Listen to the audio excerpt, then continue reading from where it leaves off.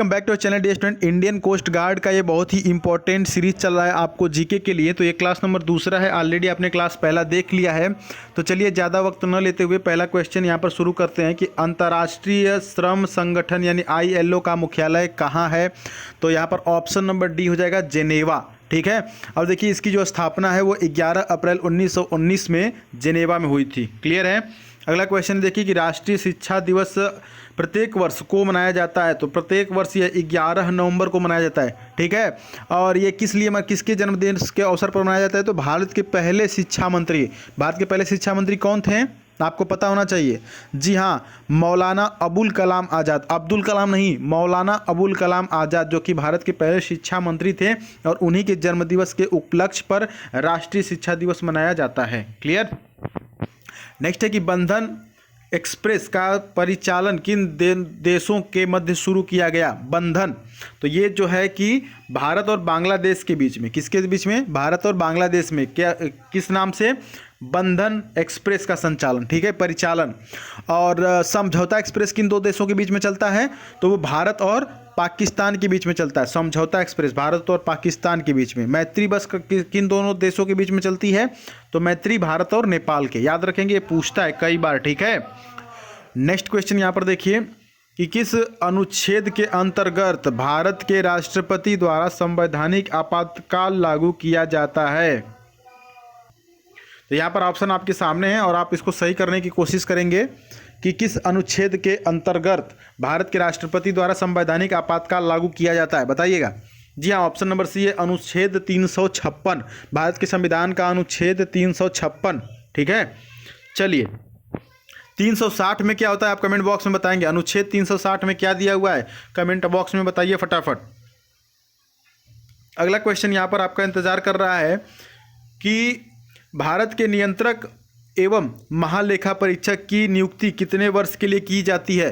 तो देखिए यहाँ पर ऑप्शन नंबर क्या हो जाएगा, ऑप्शन नंबर सी हो जाएगा, यानी कि 6 वर्ष। एक चीज़ ध्यान दीजिएगा, अनुच्छेद 148, जी हाँ, अनुच्छेद 148 में क्या दिया हुआ है, संविधान का अनुच्छेद 148 के अनुसार भारत का एक नियंत्रक एवं महालेखा परीक्षक होगा जिसकी नियुक्ति भारत के राष्ट्रपति द्वारा की जाएगी। किसके द्वारा की जाती है, भारत के राष्ट्रपति द्वारा। ठीक है, और नियंत्रक एवं महालेखा परीक्षक 6 वर्ष की अवधि या 65 वर्ष की आयु, जो भी पहले पूरा हो जाए, या तो 6 वर्ष पूरा हो जाएगा तो भी वो रिटायर हो जाएगा, मतलब इस पद से निकल जाएगा, या तो 65 वर्ष की आयु उसकी पूरी हो जाए। ठीक है, तो दोनों में से कोई एक ऑप्शन में रहेगा। तो 6 वर्ष दिया हुआ तो 6 वर्ष होगा। ठीक है, इसकी नियुक्ति कौन करता है, राष्ट्रपति करता है। किस अनुच्छेद में चर्चा की गई है, तो अनुच्छेद 148 में की गई है। याद रखेंगे दोनों बातें। अगला है कि यदि कोई राज्य केंद्रीय सरकार के निर्देशों का पालन न करे तो राष्ट्रपति क्या कर सकता है ना भाई। कोई राज्य हो सकता है कि केंद्रीय निर्देशों का पालन ना करे,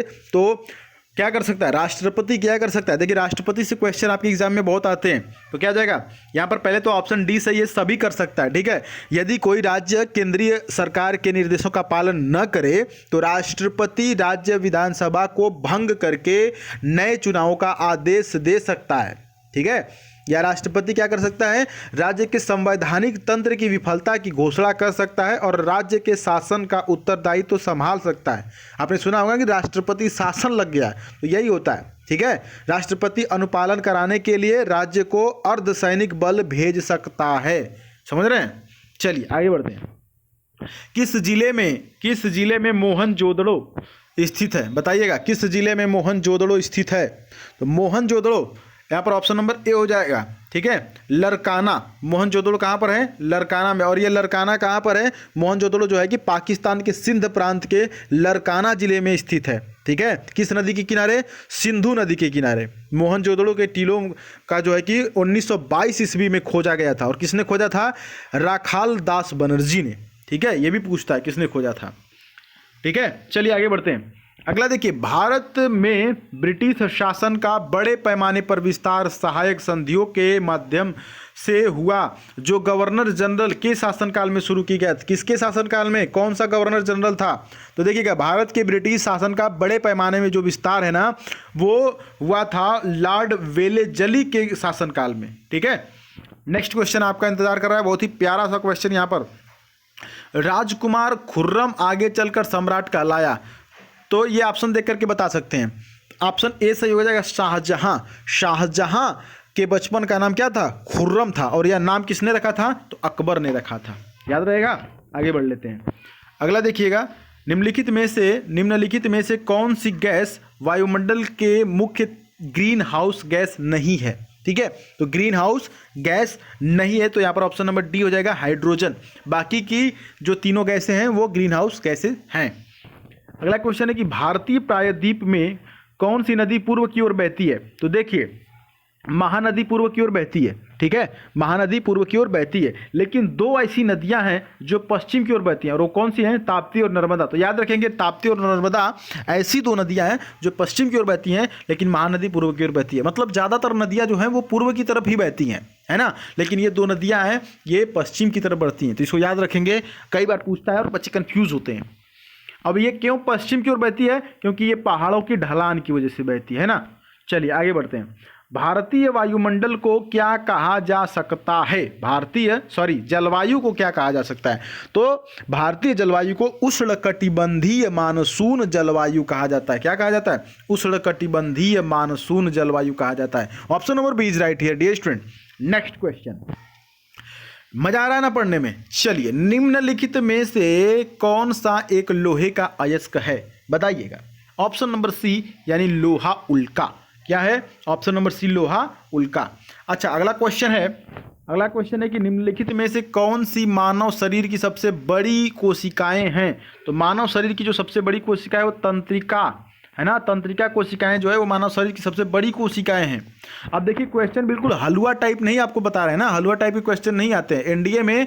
अरे इसमें आप जो कोस्ट गार्ड में आपको क्वेश्चन बहुत ही अच्छे लेवल के देखने को मिलते हैं, इसीलिए ज़्यादातर बच्चे कोस्ट गार्ड से बाहर हो जाते हैं, है ना। लगता तो है कि बहुत आसान होगा, लेकिन आसान होता नहीं है, इसलिए क्वेश्चन हाई लेवल का रख रहे हैं ताकि आपको कोई भी दिक्कत ना हो।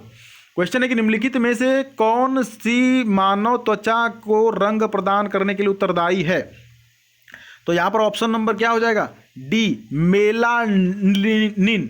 मेलानिन। देखिए, मेलानिन जो होता है ना, ये क्या करता है? ये एक प्राकृतिक रंग द्रव्य है, पिगमेंट जिसको बोलते हैं ना। मेलानिन जो है वो सूर्य की किरणों में मौजूद हानिकारक किरणों से, जो परावैंगनिक किरणें हैं, उससे शरीर की रक्षा भी करता है। तो आपके जो शरीर का कलर है ना, तो वो क्या करता है? ये मेलानिन की वजह से है, और ये सूर्य की परावैंगनिक किरणों से आपकी शरीर की रक्षा भी करता है। बात समझ में आ रही है कि नहीं आ रही है? ठीक है, तो ये कुछ आज के लिए इंपॉर्टेंट क्वेश्चंस जो कि हमने आपको प्रैक्टिस कराया, और उम्मीद है कि आपको ये सारे क्वेश्चन समझ में आए होंगे, और आपके कितने क्वेश्चन सही हैं आप बता सकते हैं। और साथ ही साथ अगर आप चैनल पर नए हैं तो इसको सब्सक्राइब करके नोटिफिकेशन बेल ऑन कर दीजिएगा, और साथ ही साथ आप टेलीग्राम से जुड़ सकते हैं, THESUDHWRPNDY the Sudhir Pandey search करके। मिलते हैं डियर स्टूडेंट अगली वीडियो में, तब तक के लिए जय हिंद, वंदे मातरम।